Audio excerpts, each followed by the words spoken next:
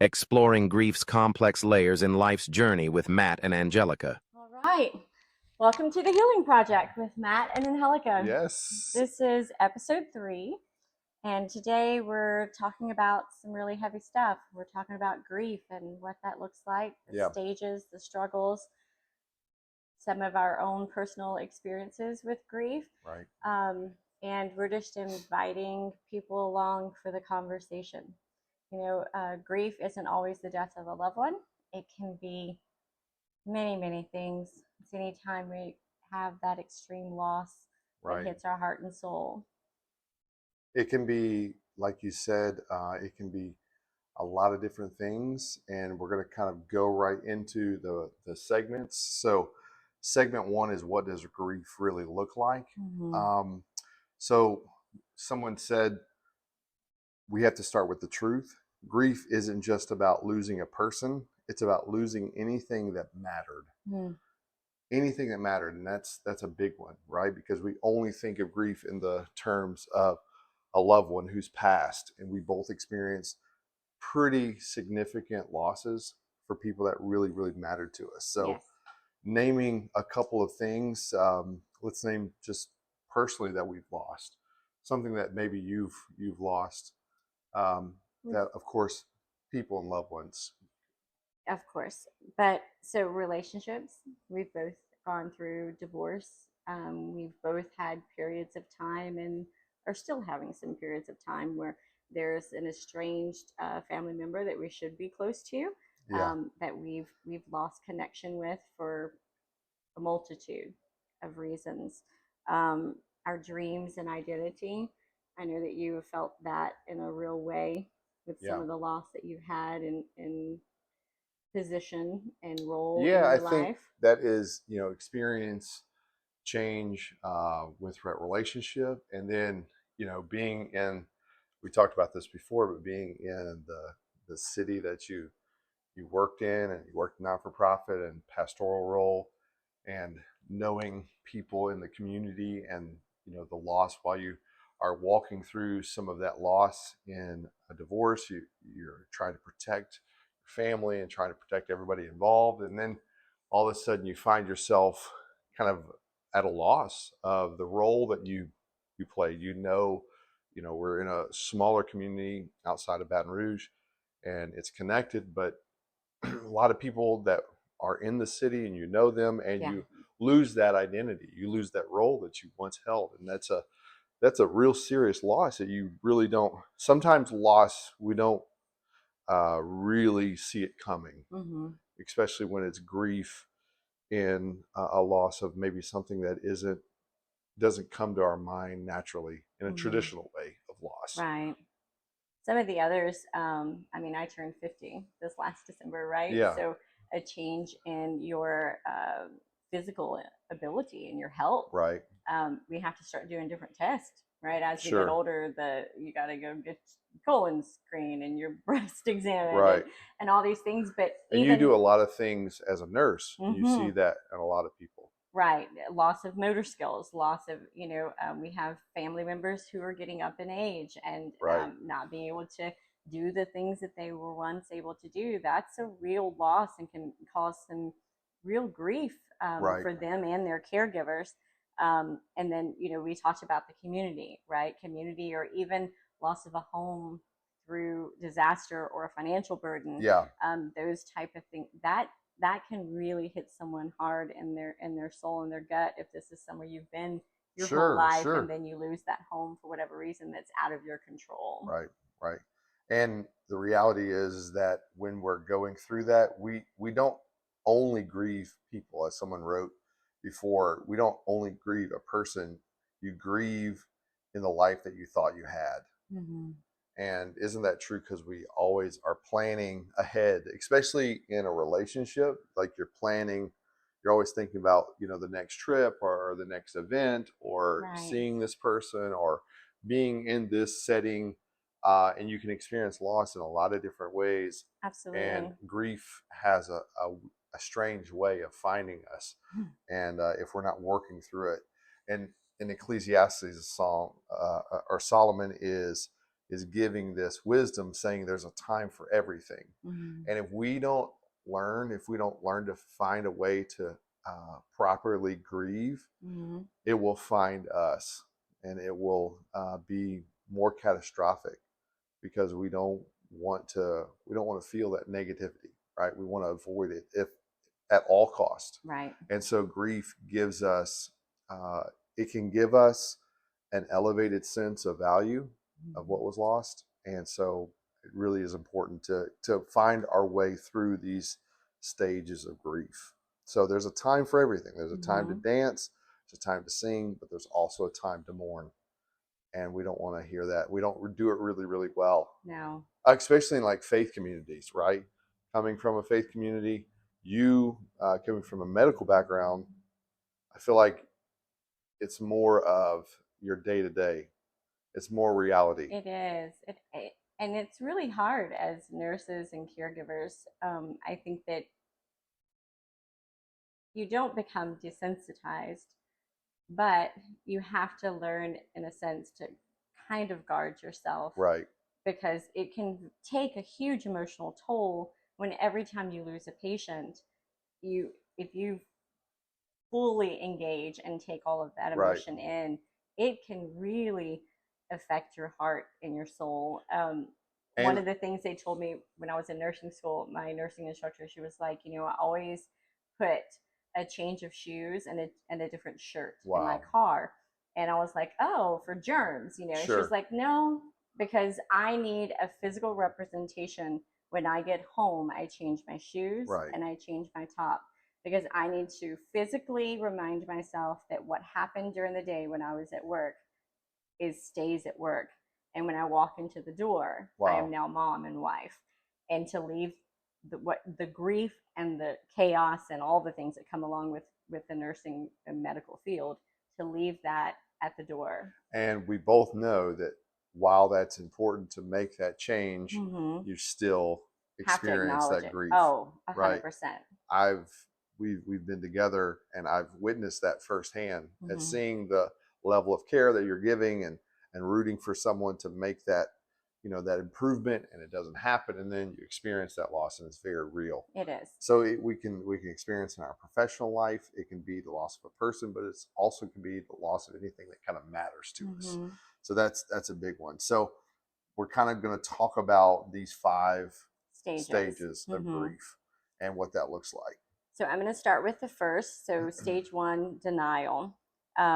Denial helps us to survive the losses. It's the shock absorber of our nervous system. I feel that in a real way. When Jordan passed away, I denied from the moment he passed to the graveside. Right. I checked the boxes, I got the flowers, I made sure the sandwich tray was there, that all the children were okay. We had several kids, and wanted to make sure that everyone had what they needed and everything was okay, checking the boxes, and then when they lowered him into the ground, I remember falling to my knees and just being like, wait, I'm supposed to leave him here. Yeah. That was super hard, and that was my moment where my denial kind of broke, and I realized that he was truly gone. Sure. My mom and my sister literally picked me up off the ground and carried me away, and my mom kept saying, he's not really here, he's not really here, that's just his body, he's not here. But that was like my pivotal moment where my denial kind of broke, and I realized the reality was that I was walking away from there without the child, right? So that denial is really a big one, and it is that protection. It's the protection I kind of needed to get through all the things that I needed to get done, so you can function, so that I could function. Right. And it's going to look different for every single person. Absolutely. From a clinical side, denial, that stage, it may be like you experience from the beginning of that loss to kind of the first realization that things have changed.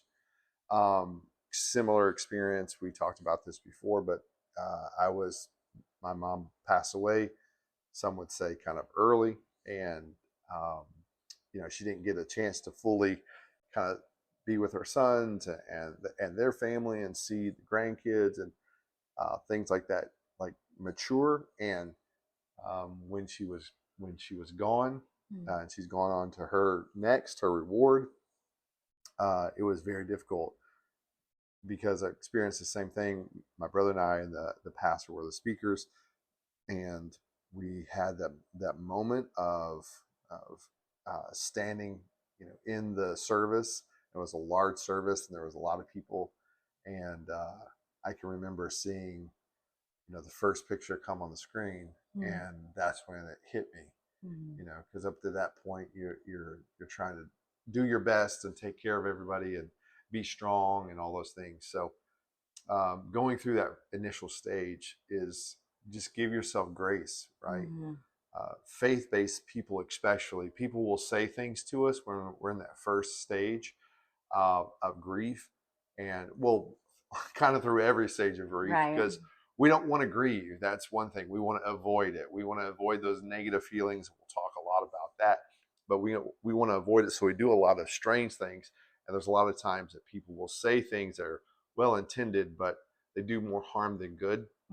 So just give yourself grace and give other people grace, because they might not have the toolkit to be able to help bring any kind of healing or anything encouraging. And sometimes it can be really, really, really kind of harmful what they say, like, that you maybe didn't have enough faith, or just believe or whatever, and you're feeling like, I'm just numb, and you feel like you're failing somehow. But all throughout grief, you're going to experience these different a wave of emotions. Yeah, these different stages that you'll move through them. Allow yourself to be in denial. It's okay, because it may hit and you. we're saying this is stage one, and it doesn't necessarily have to be. You could be angry first. You That's could right. be That's right. bargaining first. I mean, so there are 5 stages, and you can go in. There's no order. You say it all the time. Healing's not linear, right? You're not going to hit stage 1, stage 2, and so if you feel yourself getting numb, give yourself some grace, and it's okay. It's okay. So the scripture that we have, Psalms 34:18, the Lord is close to the brokenhearted. Right. That's comforting to a person of faith. And in a way, it gives you permission to be brokenhearted. Right. We don't want that, right? We don't really want to know. We don't want that uncomfortableness. We don't want, personally, we don't want to feel it. So we don't give ourselves that space. And which is hard, because when we've had those negative things and those negative emotions, we want to kind of keep them repressed, and that's when people will turn to vices. That's when they'll drink too much, or take too much, or do too much, and you're just trying to cover up the pain. And it's okay to let the pain be present and wash through you and pass through you. So here are a few healing tips. Okay. Let yourself be numb. Grounding yourself using the cold water. I know I've done that for you a couple of times when you're overwhelmed and there's too much going on. Just putting your face in cold water and allowing yourself to feel and even be where a you cold are. Shower if cold you shower. Can't. Cold plunge. We've done that a couple of times. That's extreme. Breathing and nature. Right. And asking yourself, what am I pretending isn't real? Yeah. What am I pretending hasn't happened? What am I pretending? Like, where is the story that I'm telling myself? And knowing that it's okay. It really is okay. Yeah. And it won't last forever in this stage of denial. But allow yourself to be there and be present and move through. So it talks about using weighted blankets, just to cover yourself and stay grounded. Using a comforting playlist, and journaling. Yeah. Praying in that time can really be some tools to help just during that phase of denial. So the second stage that we're going to talk about, and again, it doesn't happen 1, 2, or 3, 4, or 5, but we're talking about in that order. Second stage is anger. Mm-hmm. Anger is a tough one, right? Because anger really comes from a place of fear and a loss of control. Mm-hmm. And who has control issues? Um, yeah, yeah, right. A We, little. yeah, yeah. So it really comes from that space. Someone wrote this: anger is just pain that hasn't been allowed to cry, Mm. or even anger is pain's finding its voice. Mm. And that's a real challenge for us because we don't know how to be angry in a healthy way. And if you're in that stage, it's okay to be angry. Right. In fact, from a biblical standpoint, a spiritual standpoint, Ephesians, Paul tells us to be angry and sin not. Right? Mm. Like, don't don't give yourself over to a toxic anger. And again, we have to know what the source of that anger is. Mm-hmm. So, some helpful tips for us is being able to move our body. Walk, all these stages, making sure that we're putting good things into our body. We're doing good things for our body. We're eating well. We're resting well. We're moving well. This is really, really important. And we're not going to feel like it. We're not going to feel like it. We're not Yeah. going to feel like hydrating. We're not going to feel like taking our supplement. We're not going to feel like going on our walk or our run. We're not going to feel like doing those things, but we should really, at that time, we're not going to feel like getting good rest. We're going to try to numb ourselves. Being numb and then numbing ourselves is two different things, Mm-hmm. because we're trying to repress that hurt and pain and anger. Mm-hmm. And repressed anger will just find its way out in a different way. Uh, the whack-a-mole game that you smack the one mole and another one pops up, Yes. and that's exactly what happens with kind of repressed anger and these repressed issues. They will find a way to kind of be destructive in another area of our life, and we don't realize that. So be sure that we're doing the best for ourselves, even when we're angry. We can, high energy activities, dancing. Uh, if you got to take a boxing class, do some jujitsu, whatever it is, jujitsu. Be There sure you that go. you practice something that's going to help you get some of that frustration and anger work through you in a Mm-hmm. healthy way. If that's punching a pillow, right? If you need to write a letter to someone. Burn it. Don't let anybody read it. Don't send it to them. But if you need to be angry about something that you lost, a boss that you felt didn't do right in your regard, a relationship that didn't go well, a loss, whatever that is, write an angry letter to God. God is not afraid of Right. your discourse or discouragement. There is a lot of benefit that can come from us being able to process that, right? So, I had a preacher tell me once a long time ago, because I was like, well, I can't really be angry, and yeah, he was like, do you think God doesn't know? yeah, Do you right, think he doesn't right, know that the Almighty of all things doesn't yeah, know that you're angry and that you're hurting? right, He knows. Talk to him. right. Tell him. Write him. Like, be honest about it. You're not hiding anything from the great divine. Right. And we talk about this. It's really for us to uncover, right? Mm-hmm. It's really for us to kind of get to the root of why are we angry? What is Mm-hmm. that loss? So we can identify it, and then when we identify it, we put language behind it. It can start to heal, Mm-hmm. right? And as long as we can start shedding light on it, it doesn't, like a wound, Right. right? If you're able to hydrate it, you're able to take care of it, you're able to clean it, you're able to do all those things. But if it's just hidden and festering, it's just going to get worse and worse and Right. worse.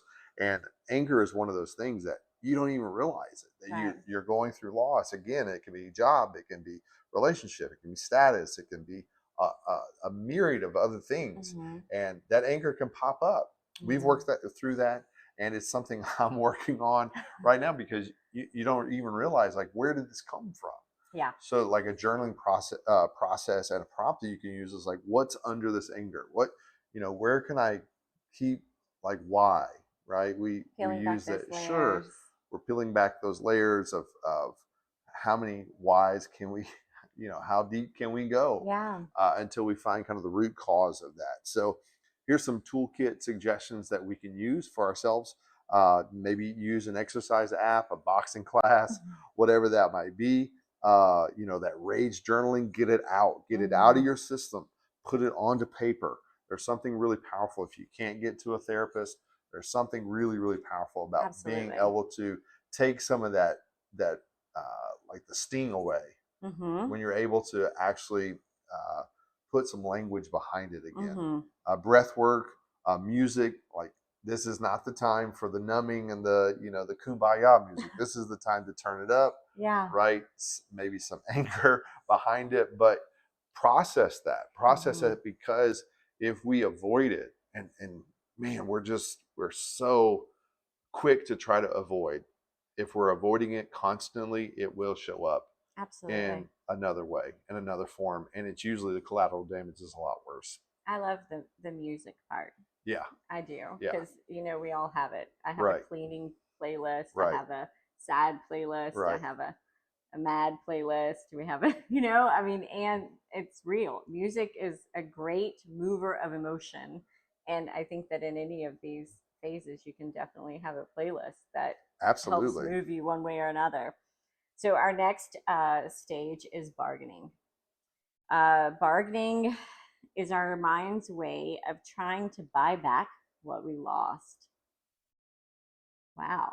Yeah. Like you're trying to make a deal, right? With the divine, with God, with yourself, with whatever that is. You're trying to figure out, how do I get back what I lost? In Proverbs 3:5, it says, trust in the Lord, lean not on your own understanding. And that's really easy to say.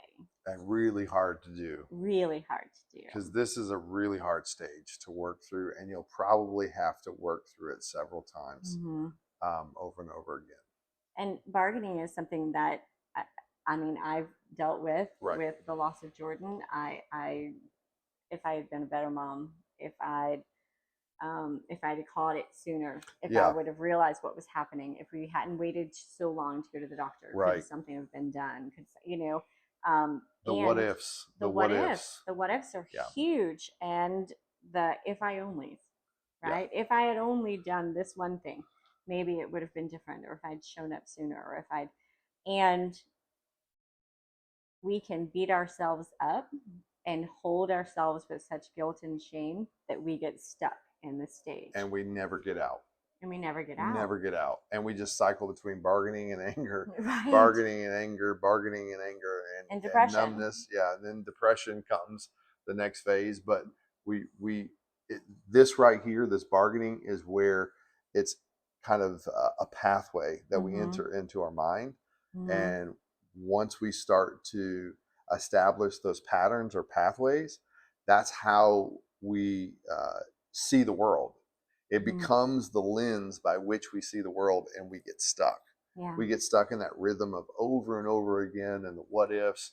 And the reality is most of the time we are just trying to make the best decision, or we were trying to make the best decision that was available to us at the time. Yeah. And it's, hindsight's always 20/20. And I wish we could have avoided some of the mistakes, and I wish that I wouldn't have experienced some of those pains, and I wish some of those things would have went different.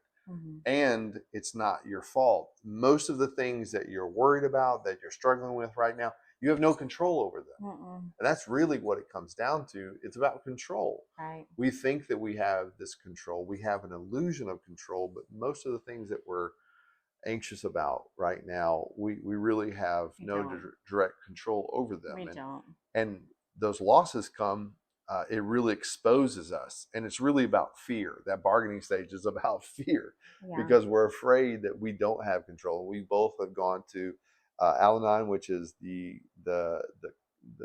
partnering of AA, and it's for the family members that have been with someone who's gone through addiction. And we learned, through that process, the codependency and the control and not wanting to let go, the letting go, and bargaining is one of those areas that we don't want to let go, and it just becomes more and more entrenched, and we become more shameful, and we become more angry, Yeah. and we're just in this loop. It's Mm-hmm. not a cycle, it's a loop. It is. So, some of the healing tips for this particular phase is recognizing the patterns like what if or if I only had. Create a ritual of surrender, light a candle, write and tear up a note. Ask God to help release the weight of control. We talked about the control factor quite a bit, and wanting to, how can I change it Yeah, and make it my way? sure. And then, your toolkit, prayer prompts, guided meditation, symbolic acts of letting go.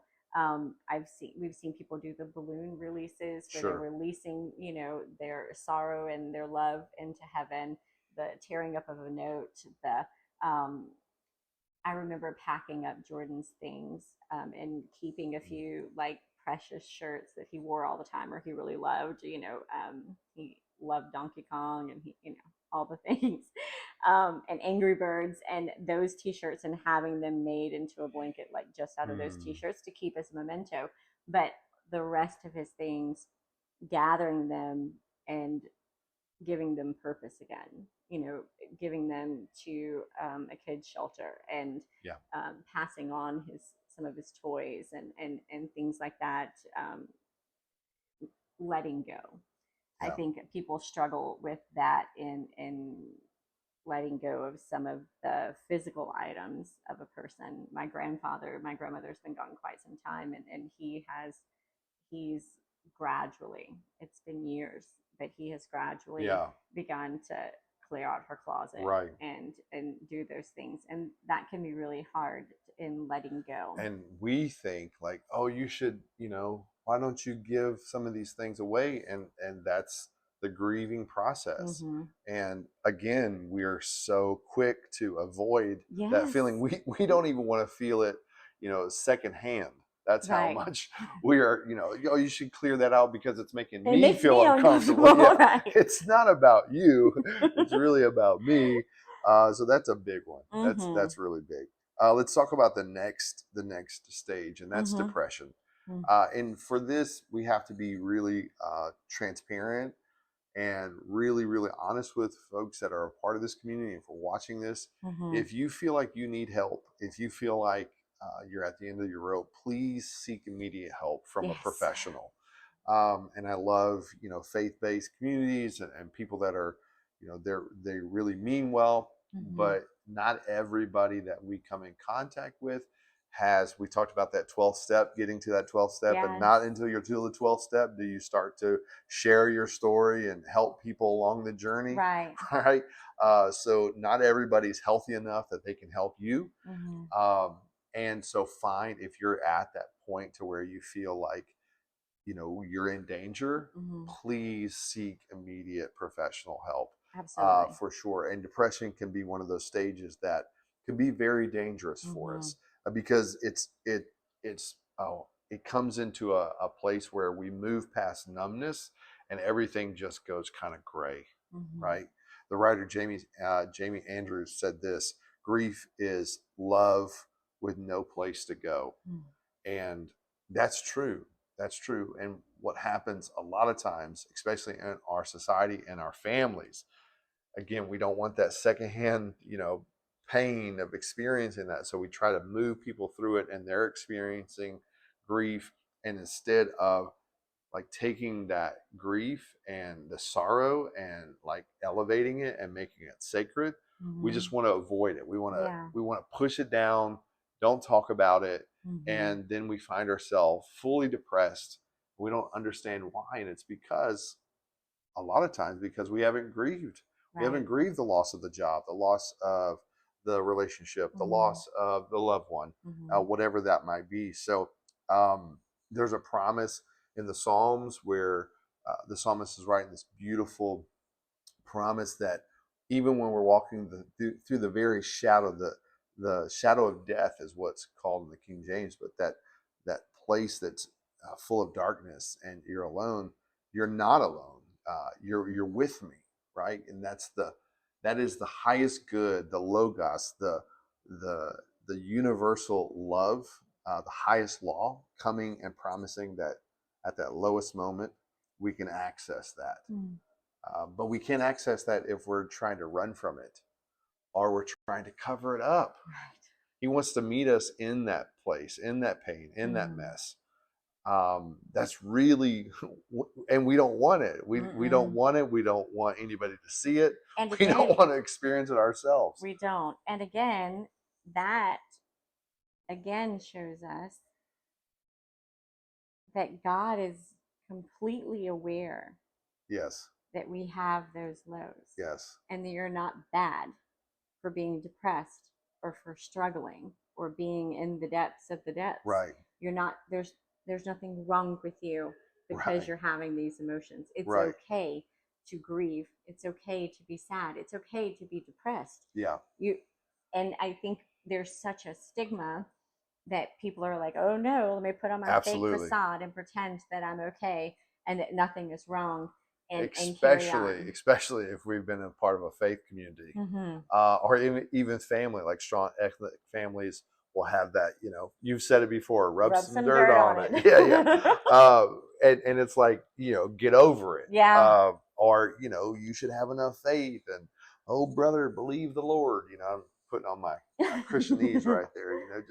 Just trust in the Lord, and everything will be all right. And you walk away from that experience or that service or that community group, and you feel that emptiness. You feel that, because depression is like having a cup that you keep trying to fill up, and it's just got a bunch of holes punched in it, and you're just slowly draining. Maybe not slowly, maybe rapidly. You're just draining constantly, and you can never kind of fill the cup overflowing, because there is supposed to be some overflow.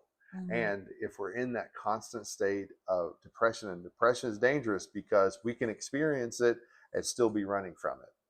Yeah. Right? We're running from the pain and we're still experiencing the symptoms of it. So we can try our best to outrun it, but we really have to allow ourselves to go through the grief. Don't be afraid. And I hope that we're creating a community of grace that we can go through that together. So here's some healing tips. Let yourself cry. Let yourself cry. We've talked about this before. I've avoided Christmas in major ways because it reminds me of the loss of my mother.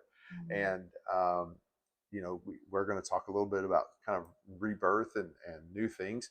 And it's okay. It's okay if it hits you at strange times. Find a good place to have a healthy cry. There's nothing wrong with that. Rest deeply. Again, when we're in this stage, we need to be putting good into our body and into our soul, right? We need to be putting just nurturing things in ourselves, and taking care of ourselves, resting well, not just doom scrolling. Get off social media. I know we're on platforms, but you may need to really give yourself space to truly rest deeply and take care of yourself.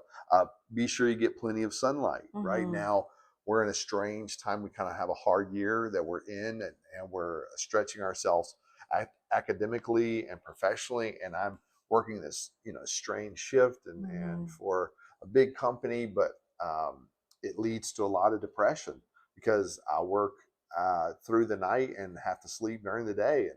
And it would be, it's so difficult. It's sometimes we find ourselves completely like at our wits' end just because we haven't regulated our body and got enough sunlight. Absolutely. Those little things, moving your body, even gently, right? Just go to the gym. Maybe if you can't give 100%, start with 10. 10 is good. 10 is good. 10 is good. Yeah. Even if it's just 1% better every single day, you can have compounded interest towards the positive if you will just lean in a little bit. And it's uncomfortable. You're not going to want to do it. Right. The last thing you're going to want to do 100%. is take care of yourself. And there are medical studies and real proof that vitamin D has a huge effect on our emotional state. Yeah. When we do not experience sunlight. They talk about in Alaska where they have, days and days of dark. Right. Right. and they have seasonal depression. Everyone gets depressed because Right. there's no sun. And you working nights, it's a real thing to It's a not real have challenge. that vitamin D and that sunlight. It's amazing if you'll just go outside and sit on your back porch and allow yourself to soak in Right. some sun, Yep. what that can do for your Move your mental state. body. Right. Cleanse yourself, get some sweat going. It's good for you. It'll help heal. I know it won't be instant, and we want the one workout and everything's better. It's better. Right? We want That's it. not reality. We're gonna go work out once a month, and Right. that's it. No. And everything will be taken care of. But take care of yourself. Listen to good podcasts. Things are gonna build you up. If it's of a spiritual nature that helps you, whatever it might be, build yourself Again, up. the playlist, right? Having a playlist. There's books. You're going to be releasing some books this week, or not releasing, but you're going to be giving some recommendations. We talked about that earlier, about recommendations for folks that might be in this season. They can take these resources. Therapy session. Again, we don't have all the answers. We're just trying to create a community that people can find grace to walk through this. So therapy sessions, community groups, resting, again, do what you need to do to take care of yourself. Absolutely. Especially in the season of depression. So the next stage we're going to go through is acceptance. And again, we're not linear. Right. And you can get acceptance, and an anniversary can come back, or a song can play, or you can watch, what's your movie? It's a Wonderful Life. It's a Wonderful Life at Christmas. And you can find yourself right back in that grieving period. So, and it doesn't mean you're at the bottom of the ladder, because we feel like we fall all the way back down, but you made progress, right? You've made progress, and you won't stay in these stages as long or as intensely. Right. The impact won't be as intense. Right. And if you can start learning to elevate, if you can elevate grief and see that it was actually something that mattered a lot, right? So it's honoring the love that was felt, and the experience that you had, right? Because it's real. It's real. I've just recently had a coworker, great leader, but they experienced loss on the job, and it's very real. Ran into them, and not a day goes by they don't think about the team, and it's very, very real. It's very much what they're experiencing. That's loss, and it's okay. Oh, I've recently switched jobs, and my assistant, I get a text from her at least 2 or 3 times a week, and she's like, "I miss you." And I'm like, "I miss you too, babe." Like, we work so close together, and for quite some time, so it becomes your work family, right? It's an extension of your life and who you are and what you experience every day. Right. So acceptance means learning to carry the loss and not forget it. The scripture that we have is Revelation 21:5. Behold, I am making all things new. That's powerful. Knowing that even in this season of loss, that new growth can come. It won't be the same. It won't be the same. It won't be the same. And that's okay. That's okay. It's going to be lost, and it's going to be hard. It's going to be difficult. It can be new, but it won't remain the same. Right. It can be similar, and that's okay. And it can be reframed. It can be something that we find a new habit. You talked about It's a Wonderful Life. And, for many Christmases, I've avoided Christmas altogether. And singularly, that movie can cause, because, the last couple of years, I watched it with my mom, and she really enjoyed it. And it's a great story. And it's probably all-time best Christmas movie as far as just the theme, the drama, and the story. So having that experience, I could watch that, especially early on in the Christmas season, and just go straight into a nosedive because of grief. And it's like peeling back another layer I didn't even know was there. Yeah. And so this past Christmas, we changed things up, and we found a theater that was actually playing the movie and planned a dinner afterwards. So we went and saw the movie on the big screen with other people. So it was out of that element that you normally might consume it. and started this new tradition. And I cried like a baby, I cried, You did. and we cried, and then we had already planned this meal, and Right. I But didn't feel like doing it, but then we had this we wonderful did. night, and We then did. And it just seemed like this year was the year that we were able to start a new tradition yeah. and start something that honored the past and honored the legacy, but Hmm. starting something new. Absolutely. A new friend group, a new job, A and new a new relationship. relationships. The more healthy you become, Hmm. the more it's going to attract new in your life. There's It's power the in that. it's the beauty from ashes. Absolutely. And new healthier things are going to become attracted to that, Yeah. right? And that is just really, really powerful to have kind of that insight. And you don't have to have a biblical background. That this is just kind of the law of the universe, Yeah. right? Like it's attractional.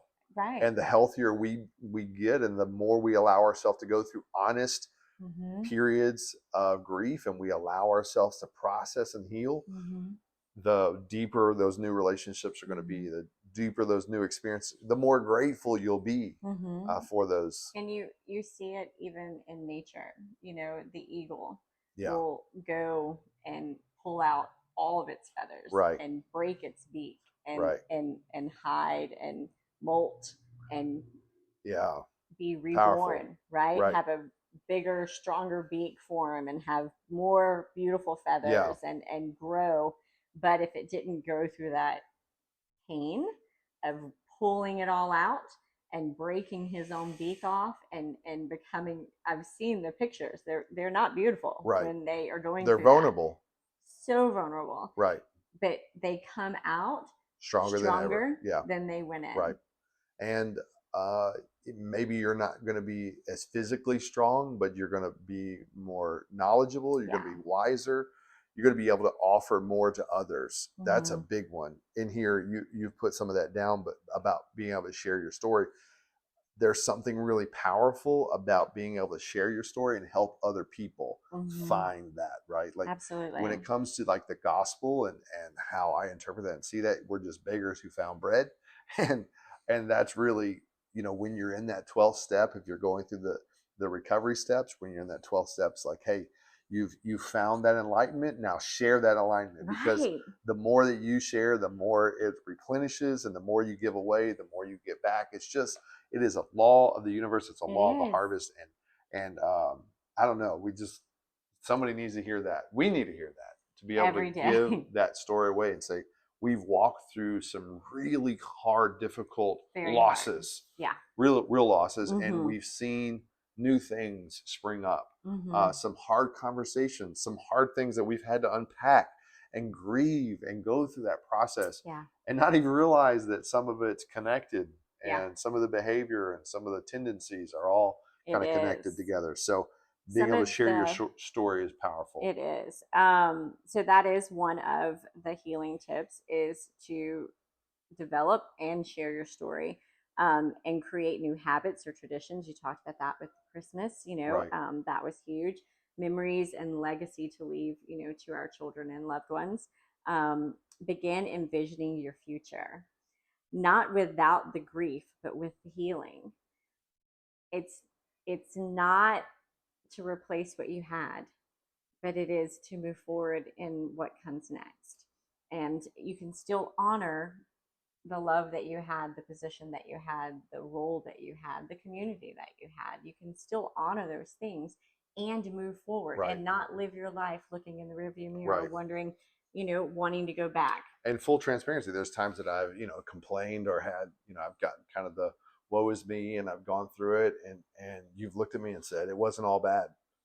Right. And Right. when you're angry with someone or some loss, or you're full of that almost rage, and Mm-hmm. then when the partner you're with looks at you in the eyes and said it wasn't all bad, you're like, but yes, and you're like, yeah, you're right, it wasn't all bad. And then you can honor that, and you can celebrate that, and be grateful, Mm-hmm.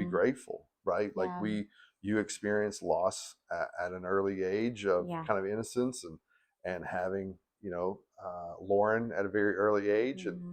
but look at all the blessings that have come through that, Oh all man, the the good grandbabies. stuff Yeah. that's come from, choosing life and walking through that hard stuff.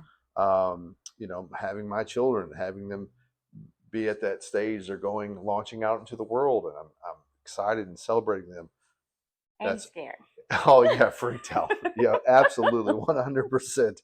If you have teenagers and young adults, you understand. Oh, But it's a real thing. just being able to celebrate that and be grateful for it, because like you've told me before, it's not all bad. It's not all It's not all bad. bad.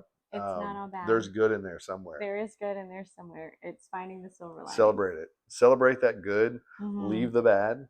Yeah. Don't carry it anymore. We are going to talk about forgiveness one day, but it's a practice that we can literally just say, I went through that. It doesn't Mm-hmm. have to define me. I can become Absolutely. a new thing. A new thing. I can write a new chapter. Mm-hmm. I can experience a new legacy. Absolutely. And what more do we want for our kids Right. than a new legacy? So the toolkit is make a vision board, community service, creative expression, and gratitude list. Yeah. And we were just talking, that gratitude of what did I gain. We are kind of yin and yang. Yeah. In our relationship, which works really well. I help pull you up when you're down, and you help me see reality when I'm being a little optimistic sometimes. Yeah. And so we are pull kind of and yeah, little, pull and push. Yeah. So I, even in becoming a mom super young, and all of the things that I experienced, and the failed marriages, and the running I ran so much Right. in my life, um, the hiding, the always believing I'm a black sheep of the family and I'm not good enough. Those things that I kind of allowed myself to go through, I had not even begun to grieve most of those things until you and I got together. Yeah. I didn't cry. I remember the first time it was Jordan's birthday, and you came to me and you were like, "Nope, I'm here for the day. I'm just here to be with you." And I was like, "Nope, you can go." Like, Yeah. I didn't want you there because I didn't want to cry and be broken in front of another person, because I wasn't taught that that was okay. You Right. weren't supposed to act Right. that way. You were supposed to tough it up and Yeah. pull yourself up by your bootstraps, Right. dust it off, and move on. Right. And but you gave me that safe space. So in a way, this community that we're developing is a lot in honor of that. You taught me that it was okay to not be okay, and that it was okay to face the hard things in my life, and the losses and the wins and the crappy stuff and the great stuff, and to accept them for what they were, learn what I can, and be grateful that I've walked the path that I've walked, because it's made me who I am. That's awesome. It's given us our children, it's given us our grandchildren, right? It's given us a legacy to leave for our kids, and hopefully this lasts forever on the internet, and our great grandbabies someday will be like, there's my umbrella and my G dog, right? Yeah. So. And what's amazing about that is it's just grace. Grace is giving that space, that it is truly okay not to be okay. And the great thing about that is saying that I'm okay because I'm okay basically gives me no hope, because there's no area to improve. Yeah. But if I say it's okay to not be okay, that means that I acknowledge where I'm at.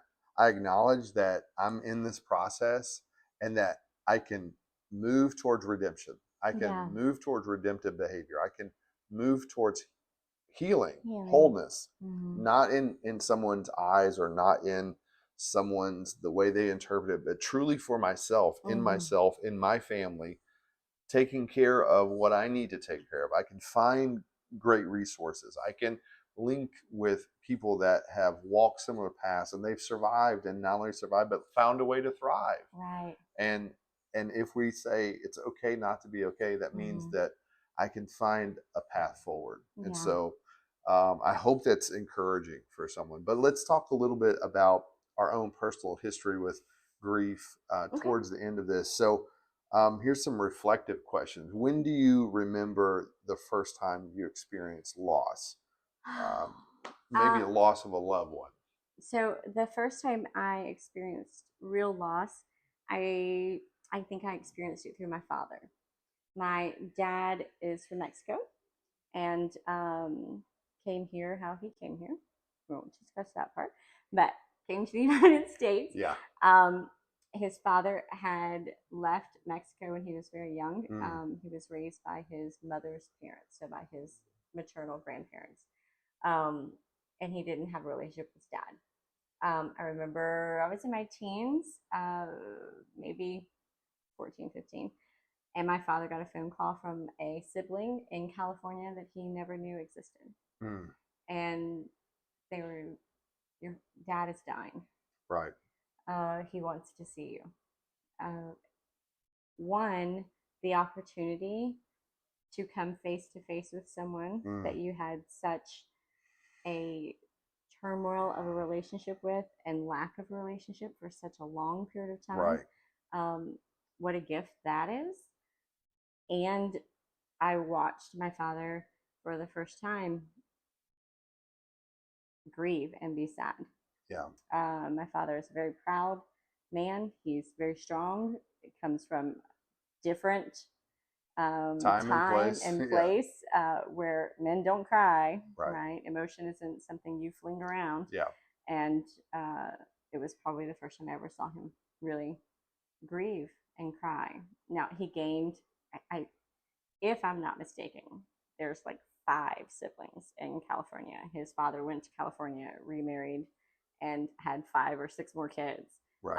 I am actually have a relationship with one of the aunts from California, which is amazing. She's beautiful and amazing, and she is actually walking through grief as we speak. Her Wow. husband passed away, and I've been able to send her some of our videos and quotes and some of the things, and she's sent back much love and appreciation. And had they not called my dad, he never would have even known Mm, that his father was passing away. So that was probably my first. And yeah. it wasn't even really mine. I never met him. Dad went to California on his own. We Sure. did not go. But that was my first time watching like grief happen, Mm, like in my face. yeah. It was something. It was something to see a man who did crying was not acceptable, Right. right? Did not do that. And to watch him have that moment was pretty amazing. Yeah. I can remember, and it's easier to talk about grief again. We're saying anything that matters Mm-hmm. is a grieving process. Mm-hmm. So we don't want to belittle anyone going through any No. experience of loss and grief. But it is really easy to relate, like the first loss of someone that was close to us or someone we knew. Mm-hmm. We talked about this a little bit, and my grandfather on my mother's side, that was pretty early on. But even before that, I can remember in our faith community, our church, that one of the leaders in our church, they actually lost their son to cancer early on, and I remember as a small boy being so impacted by that, and remember just for the first time in my life, I can remember actually feeling that wave of grief and Mm. shedding tears for someone else, Yeah. and finding comfort from my grandmother of all people. And I giggle because she came from a really hard place and a really hard time, and she Mm-hmm. had she had difficulties like saying I love you. She loved me, and she did everything to help me, and was very supportive in my life, but she just was not an affectionate person. And a lot of times we just don't, because we're uncomfortable with that, Mm-hmm. and we don't have the toolbox. So she was never given that space to kind of deal with some of the losses that she dealt with. So she didn't even have the language to kind of express those things, and she just was there, right, just Mm-hmm. being present with me. But what emotion were you told that it was okay to show or not show? I was raised in a pretty stiff uh, thing. I We didn't do a lot of crying or Yeah. um, there wasn't a lot of patting on the back and those kind of things. We have a lot of boundaries and a lot of rules and a lot of get it done. Yeah. Um, But that's kind of the immigrant story, right? Coming from a hard it place, is. hard time. People look at life differently. Absolutely. They see it through a different lens. My mom, I mean, 15, she was on Yeah. her own, had her own apartment, was working full time, Yeah. right? So Not for fun. not for no, Yeah. not for fun. Yeah, for trauma. Out of necessity. And uh, as a young child, I think that I don't know, and maybe this will help someone, but I think when we're young, we don't see our parents as people. Yeah. They're mom and dad. Right. They're supposed to know. They're supposed to be perfect, and they're supposed to get it right. Have to right? have they're supposed to have it figured out. Everything figured out.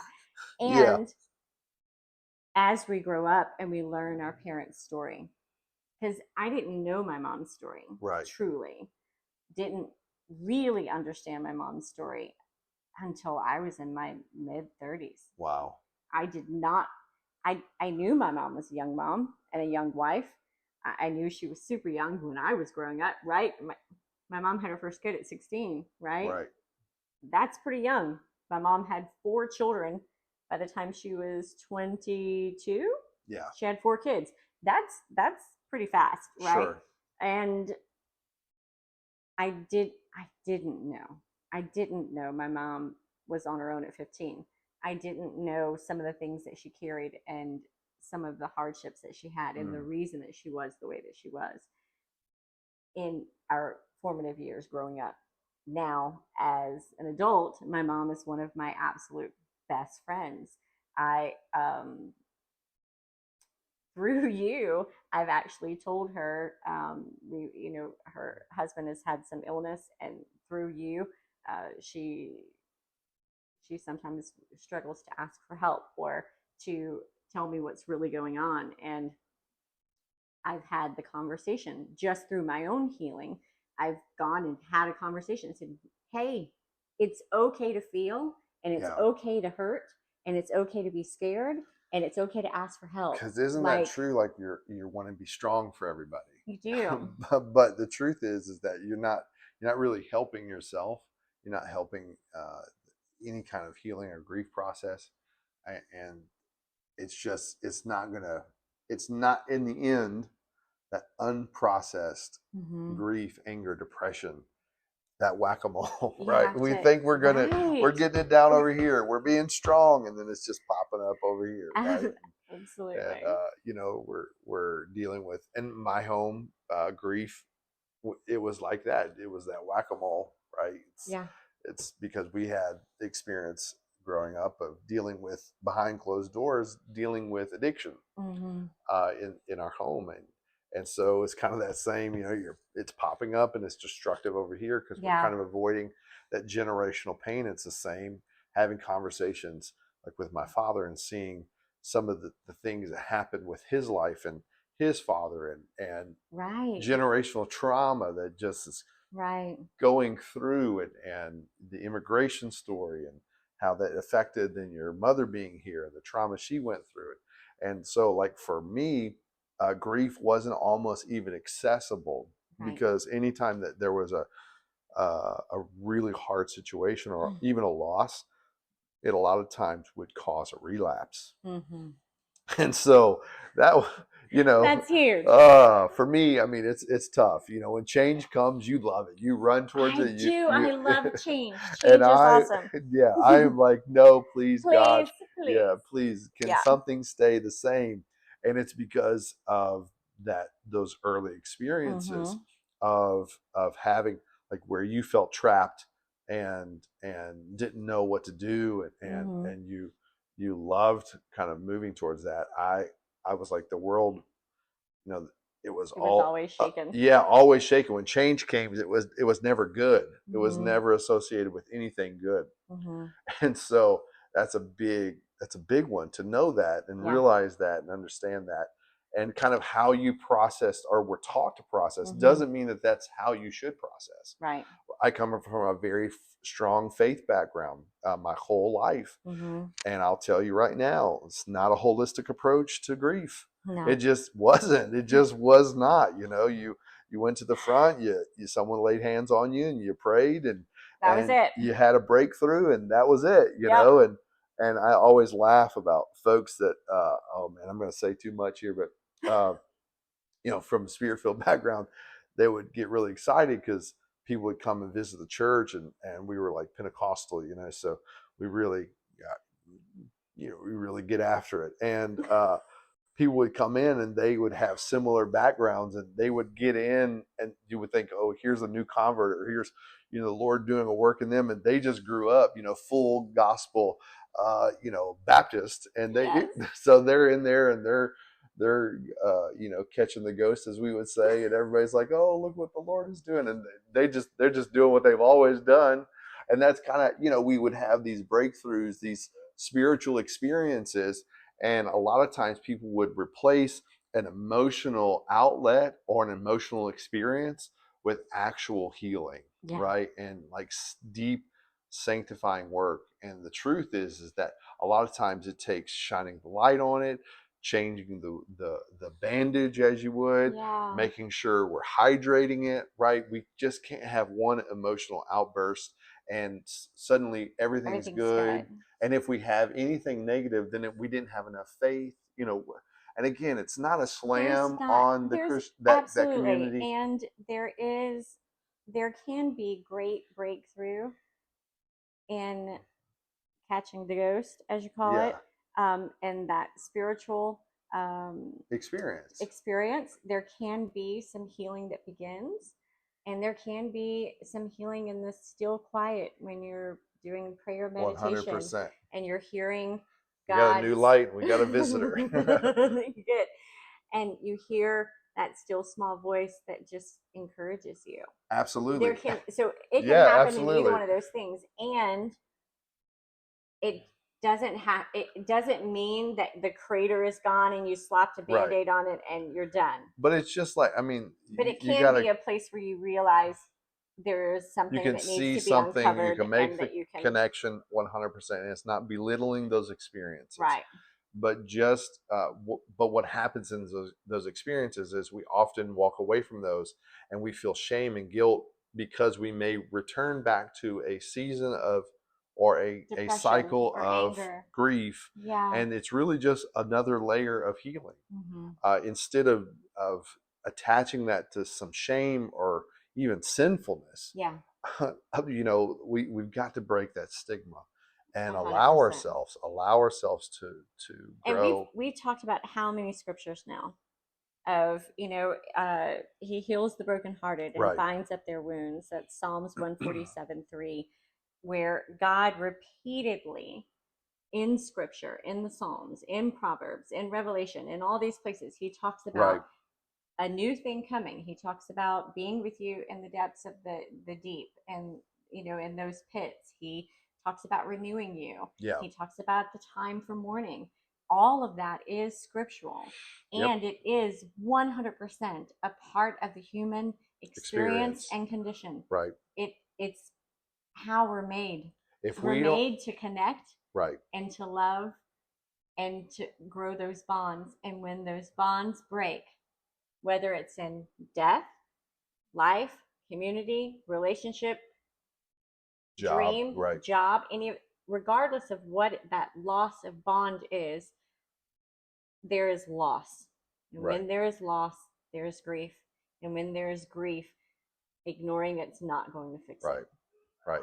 We almost have to go through a psychological death, to come to something new. And that's okay. Again, we've got to have the grace to say it's okay. It's okay. It's okay to be that and that. So we be sure to give your grief language, right?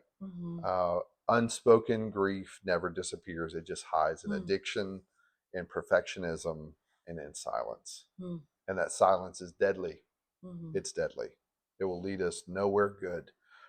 Some emotions that aren't talked about enough. These are some emotions that we will experience. And again, give yourself some grace. It's okay. You may feel resentment. You will feel numbness. You'll feel guilt and shame. You will feel sometimes relief when you're away from something, or Sometimes we feel guilty about feeling some relief or Yeah. feeling new because if we're not careful, we're stuck in a cycle. It's not moving towards or in the process or progress towards.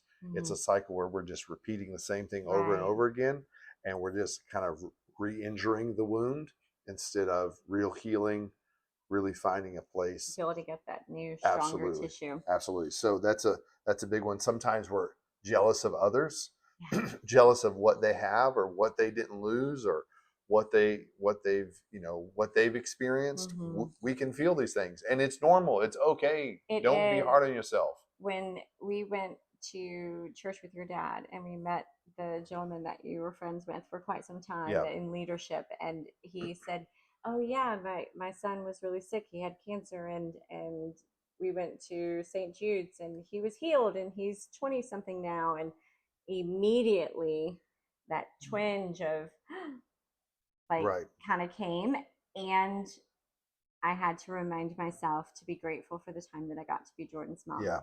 and that Jordan's part of my future, and that we don't know, we don't have an answer as to why some people pass, why some relationships end, why some jobs don't last, why our roles change. And it's the pruning and the changing of life. Things change, Yeah. and learning to accept the things that we cannot control and that we Right. cannot change is huge. Right. So I just wanted, that jealousy thing is a real thing. It is. It is. So maybe some beneficial things we can use in therapy or in prompting for our journaling is, Mm-hmm. what emotion is safe for me to express and what emotions have been repressed for me that I need to express. Mm-hmm. Those are really, really powerful and good for us to kind of walk through that and process that. And what's the stage that scares me the most? What, where am I stuck in? What cycle am I stuck, if I am stuck in one? Am I Yeah. stuck in a cycle? And then what help am I following kind of the game plan? Again, you're not going to feel like it. You're Yeah. not going to feel like it. You're not going to feel like, oh, I need to go exercise. I should go exercise, right? I need to eat right. I need to, whatever that is. I need to go to therapy. Again, medication is a big deal. If you're in that state and you need help and you need assistance, medication should be consulted with your physician And therapists and for a sure. therapist for sure, and know that it won't just cause all the stages of grief to wrap up nicely in a neat little bow and Right. now you don't have to deal with it anymore. It's just a tool in your toolkit. Mm-hmm. But you can add a lot of tools to that toolkit. Mm-hmm. And it's not saying just get over it or don't feel it anymore, or don't bother us with that. That's not what it's for. It's for you as you go through that process towards better. You're gonna maybe repeat some of these steps again and again. Just don't get stuck in the cycle where it's the same thing over and over and over, and it's cyclical and it's Right. not healthy. Right. So grief, showing up wearing 100 different masks, and all deserves to be seen. Yeah. So just all the different things, all the different masks that we wear, and all the different emotions that we Right. share. Um, that is that's probably one of the truer statements that I've seen. Yeah. Another one that hit my heart hard when I lost Jordan was I kept searching for a way to explain to people that had not lost a child what it meant to lose a kid, because it seems out of order. It is. Yeah. It's not. It doesn't seem like that's the And correct again, order of things. it's the planning for, right? You Right. make all the plans for the job, the person, the family, the relationship, Right. the child. The child. And so one of the best ways, and I don't even remember where I heard this from, so kudos to whoever book this belongs to. Yeah. We are trying not to plagiarize. No, We're I'm trying not to give trying credit. to plagiarize. Someone 100%, this was in a book that I read about grief years and years ago. And it said the best way to describe losing a child is to cut off a limb and learn how to live life without that limb. Mm. To lose an arm or a leg. and learn how to cook and clean and Move, drive yeah. and move again without that part of your body. Mm. That is what it feels like for a parent to lose a child.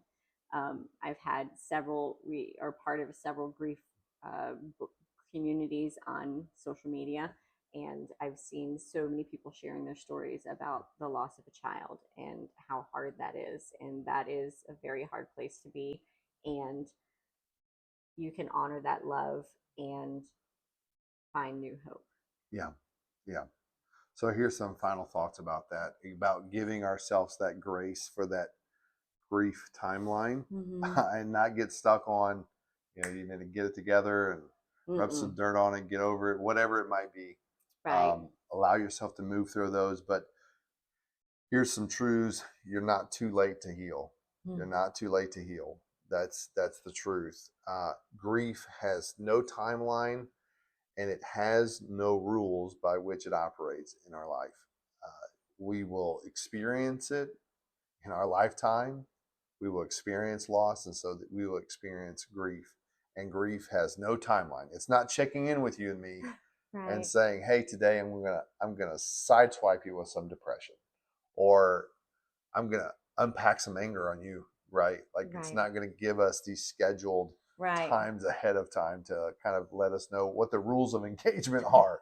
Right? It's just not that way. So give yourself grace. Again, it's okay to laugh again, and it's okay to cry again. Yeah.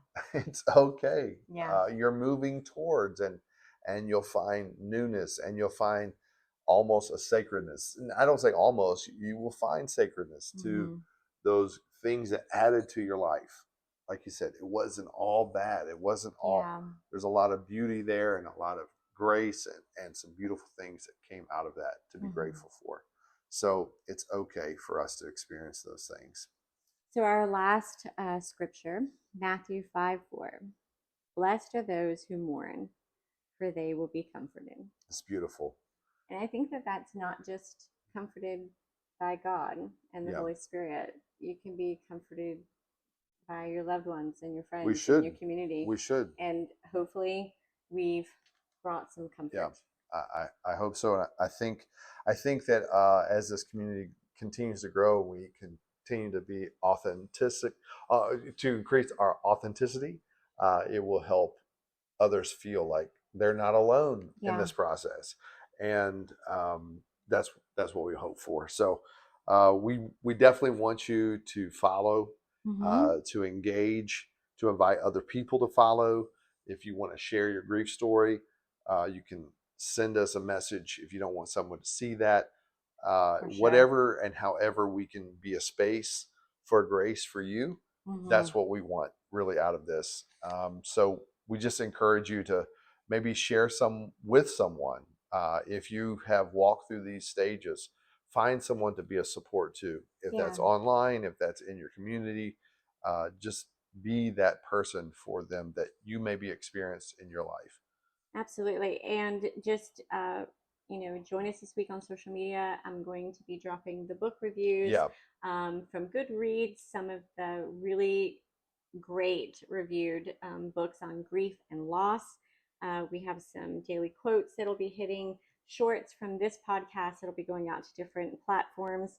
And I've also found a prompt for a grief journal.